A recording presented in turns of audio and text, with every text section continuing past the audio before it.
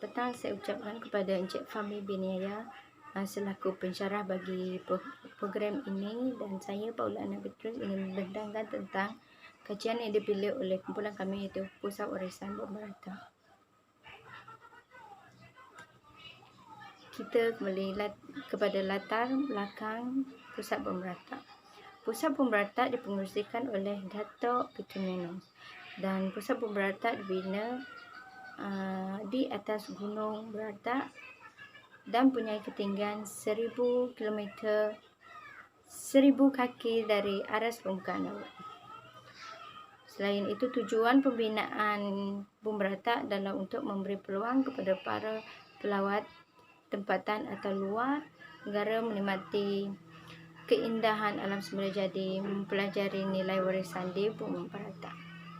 Selain itu, tujuan ini adalah untuk melindungi dan memelihara tapak warisan kaum Bidayuh. Objektif kajian ini adalah pertama, untuk memperkenalkan pusat warisan ini kepada pengunjung tempatan atau luar negara sebagai tempat eko-pelancong. Yang kedua adalah untuk memberi peluang kepada para pengunjung menikmati dan menghayati keindahan alam semula jadi, warisan dan kebudayaan yang terdapat di pusat warisan tersebut. Dan yang terakhir adalah untuk memastikan alam semula jadi dan warisan dan adat tradisi kaum yang terdapat di pusat Pemberata dapat terus terpelihara. Visi dan misi pusat Pemberata adalah untuk menyatukan kaum Bidayuh melalui sejarah dan warisan. Manakala misi adalah menjadikan pusat warisan Pemberata sebagai pusat sejarah yang menghormati alam semula jadi dan alam sekitar.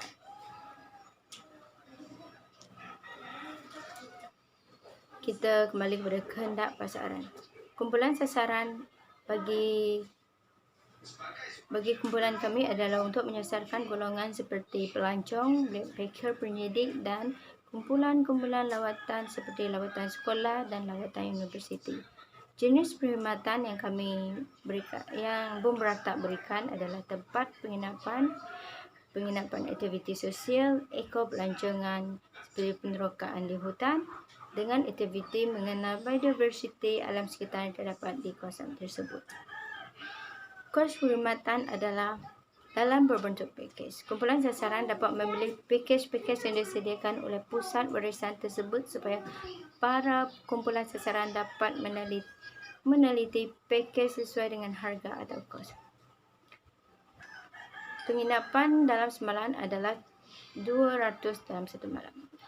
Ini termasuk pertama bayaran masuk, kedua penginapan, ketiga makanan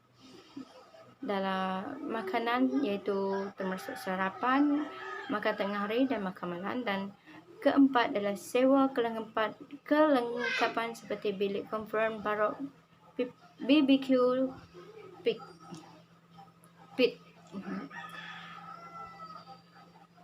Kita pergi kepada analisis servis atau produk. Servis atau produk yang ditawarkan oleh pusat Pemberata ialah berbentuk eko-pelancongan. Eko-pelancongan yang berasaskan alam semula jadi mempunyai nilai yang cukup untuk digunakan tanpa menjejaskan sumber asalnya. Okey, kepada strategi pemasaran.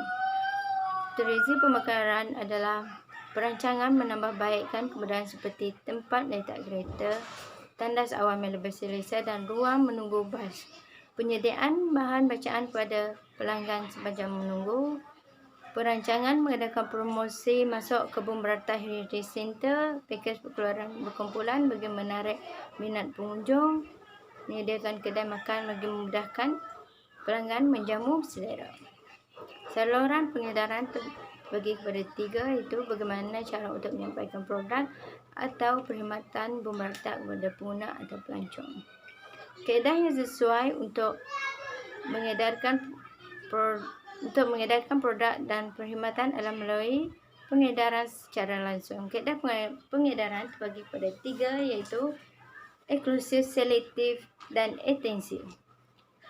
Manakala pengedaran secara langsung iaitu penggunaan talian untuk menyebarkan maklumat tentang produk dan perkhidmatan disediakan di bumi merata terus berpelancong dengan senang. Strategi perkembangan perniagaan. Strategi pertama adalah meningkatkan jumlah kaki tangan dan kemajuan untuk meningkatkan jumlah kerja dilakukan dalam masa pendek. Strategi kedua, menawarkan produk baru seperti barangan cenderamata dan kraft tangan, kesempatan komuniti bumi merata sebagai satu tanda atau simbol pengeluaran pusat bumi merata. Dan strategi ketiga adalah menarik lebih ramai pelanggan dengan mengiklankan dan promosikan bumi merata kepada saluran media sosial.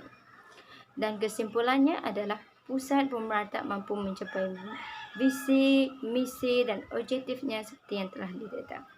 Pusat warisan tersebut juga berpotensi melangkah ke peringkat lebih jauh dan bersaing secara sehat dengan pesaing lain dalam sektor ekopelancongan. Sekian, terima kasih.